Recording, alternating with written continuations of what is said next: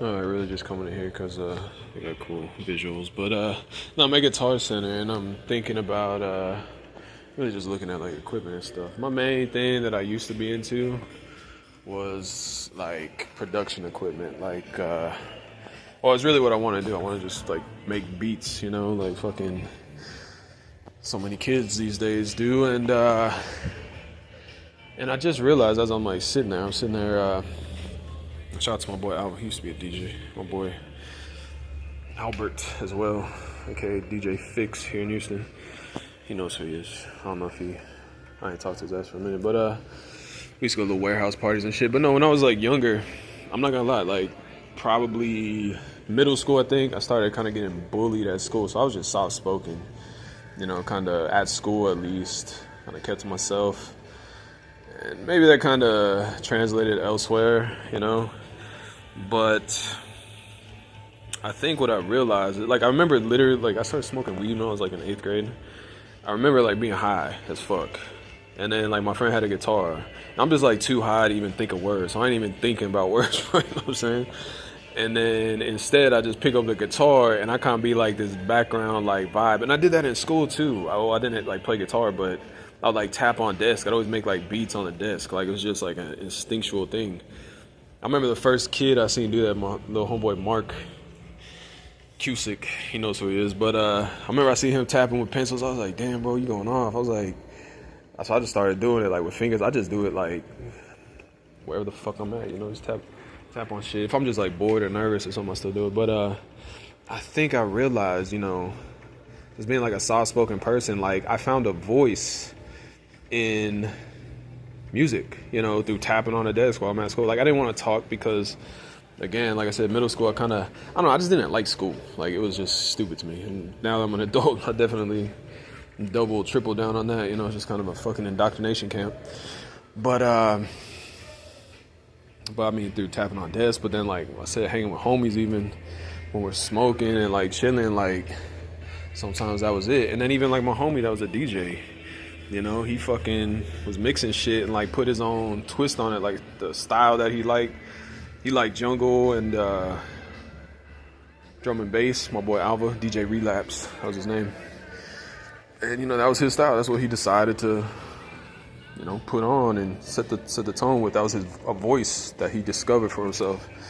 Albert, DJ Fix, he played house, I think a little bit more, maybe a little bit of trance, I don't even know. That was his style, you know what I mean? And that was a voice. That's what the music is. It's a fucking voice. And I didn't really, I just sitting here, I'm just looking and like kind of thinking back. And, I've had a lot going on in my life and really haven't been able to pursue music, I guess, as much as I've wanted to.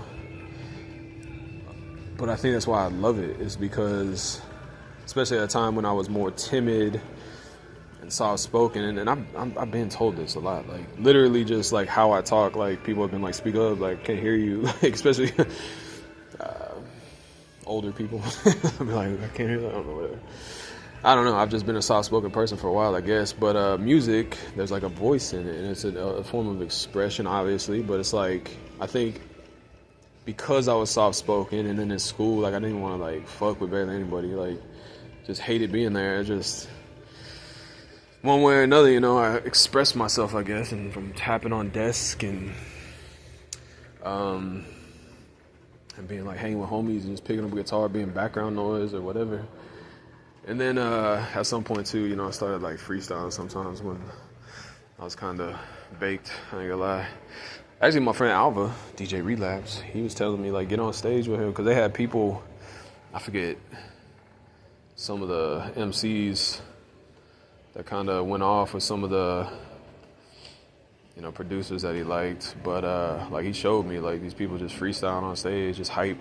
I was kind of too timid for that, but same concept, Like, I'll just be freestyling a lot, like, smoking weed, just being stupid and goofy. I mean, and so that was fun. And then eventually now, I just haven't had, production equipment to actually do anything, so what I ended up doing, I just, have an acoustic guitar, just play stuff, something. Can't even record half of damn near anything, honestly, but what I typically do is I just go on YouTube, and there's producers that I like that are putting out some cool shit, and I just appreciate that in itself, it's just as an art form, but, since I can't do much else, I just write stuff to them, to the beats or whatever. And you know, I've written so many songs. I'm probably like 500 plus right now, just in the comments on YouTube. And some of the stuff I've written has been like taken down. Like I'm like, damn, I can't afford to buy any of these beats. Maybe like cut a deal with some of these producers or something. But that's what I've been doing recently. You know, I'll just dabble on acoustic because I can do that wherever. I can't sing and play at the same time. It's a problem. But with the beats, you know, I can definitely write stuff to that. And I'll probably give them so much view time because I'll rewind that beat like 30 times writing stuff. Like, it's funny. But yeah, I think I just discovered, yeah, like just dawned on me. Like I was soft-spoken, especially earlier on in my life. And music was like a voice that I discovered. I'm like, oh. That's why I wanted to do it so bad. And it still is like a voice, you know. You know, certain things that I realize you can write into music that are like emotional, personal. It's almost like poetic, and it can be vague too. That you kind of, as a guy, you might get called, you know, say being a bitch, you know, you're talking about like a breakup or something. You know, like you can write it in a song, it's okay, but you fucking just whine about it in person, they're gonna be like, all right, bro, get over it, quit being a pussy, you know.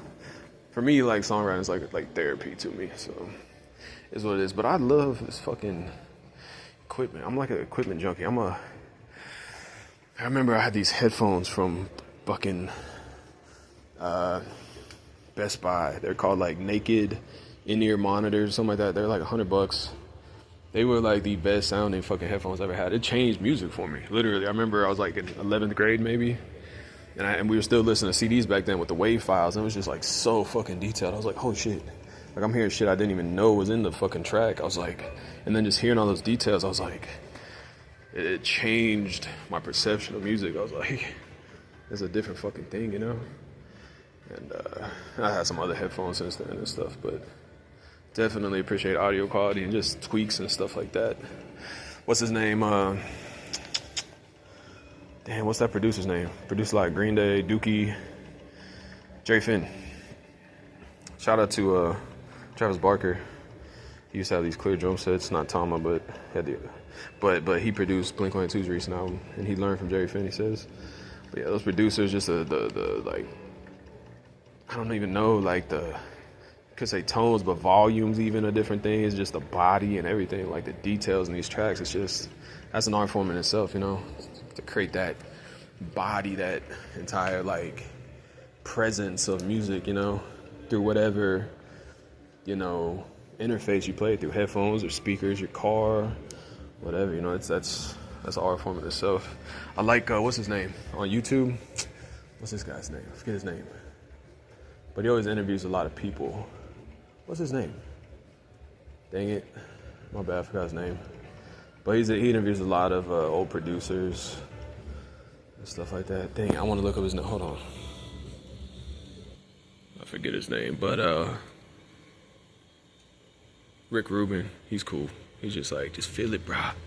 Just believe in yourself. Damn, what's this other dude's name? He like interviews like a lot of people. They really get into the nitty gritty of like the process of production and everything, especially with like legendary albums. I just appreciate the art of music like so much, that the history of it too, dude. Like Elvis and Tom Petty to me like represent American rock and roll, like freedom, rocking, you know, the American spirit or whatnot, you know.